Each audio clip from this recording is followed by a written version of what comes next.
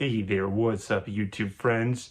Chetter here, back with another video. First off, I hope you are doing well. I hope you've had a great day, and I hope you've had a good Christmas or any other holiday that you celebrate.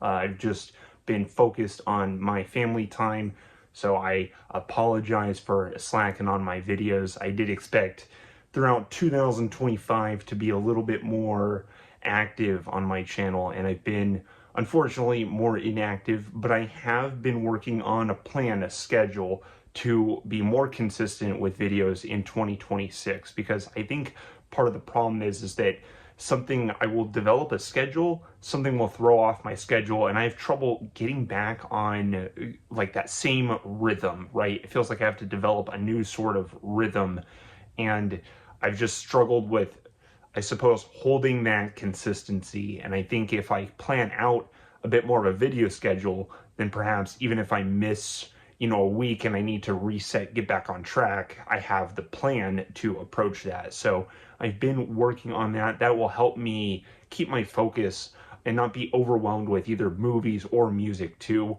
So I have been working on that, schedule. So in 2026, I hope to be more active than I have been in 2025. I do plan on going into 2026 to review movies and music. I guess supposedly focus more on movies, but I want to talk about music too, and I'll probably talk about entertainment news stuff as well. I want to just be more active with the posts.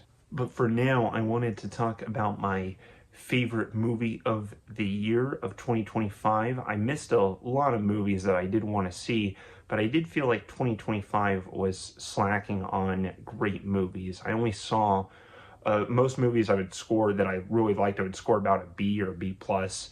I think I only gave one, maybe two A's in this year. But basically, this year I just turned into a full-on horror fan. I spent more time watching older horror movies than I did watching new movies. I suppose just to skip going to the movie theater to save money, but I have a plan to sort of work out that issue. But my favorite movie of 2025 would go to Weapons. I love this movie. I've seen it 3 times this year, just once in the theater, and then I bought it on VOD, and then I've watched it twice since, and it is very fun. I love this movie a lot. I love how it's basically, it's not a noir exactly, but it's along those lines where you have characters solving a mystery, and I love movies that work like that.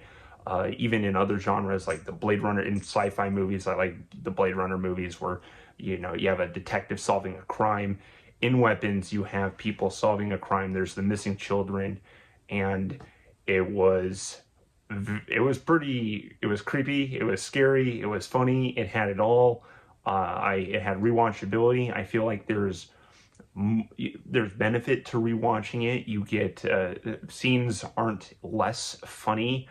Everything is still just as effective. It's you kind of pick up on some clues that you may have missed on the first watch, and so I think it's fun. There's still some things, I guess, to be perhaps a little critical of the movie, because I don't think it's S tier. I'm pretty set on an A for it.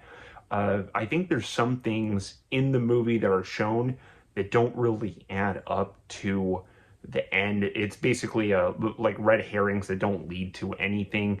When you look at them, they're also not exactly red herrings. It's not like they're completely meaningless. They mean something, but they're not very clearly tied in to the point where it doesn't even seem metaphoric. It just seems very almost random.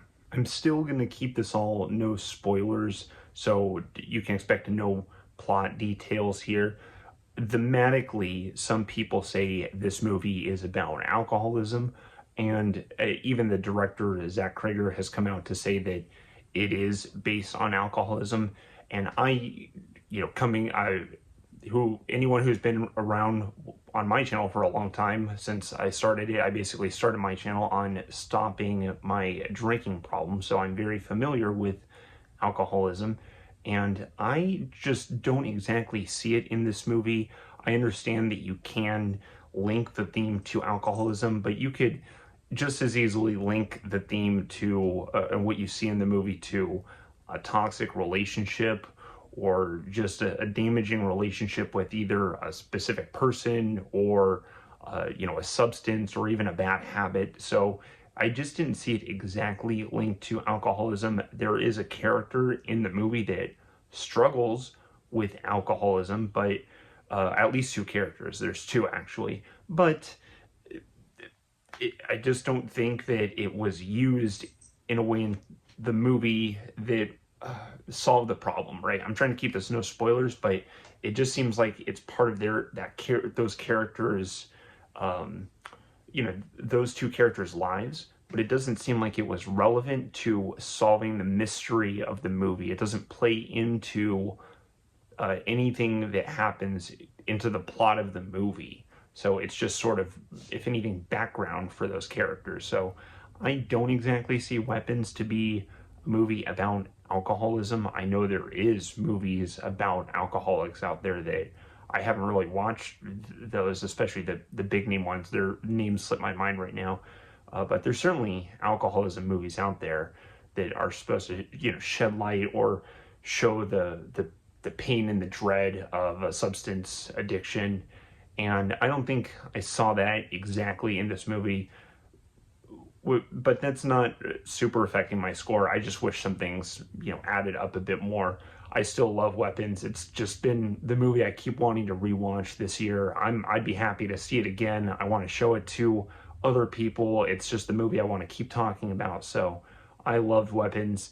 So that's my favorite movie of the year. You can let me know what you thought about it. I also missed a couple movies that I was really hoping to see that I'm going to try and catch up on. One of them was the Ari Aster movie. He made a Western that I really wanted to see. I believe it was a Western comedy. I can't remember the name right now. And I also wanted to see the new Paul Thomas Anderson movie that I heard was very good. So I'm going to try going through his movies and doing a PTA filmography list because I'm pretty sure he's done nothing but good movies. I have seen one movie from Paul Thomas Anderson that I didn't really like, but maybe I'll rewatch it. I'm kind of dreading it, but we shall see. But for now, just know my favorite movie of the year is Weapons. You can let me know your favorite movie if you want to, but I will see you probably next year. I might drop one more video before January 1st of 2026, but I'll see what I can watch and comment on. But I hope everyone has a good rest of 2025, and I appreciate your time. Take care out there. Chetter out. Bye-bye.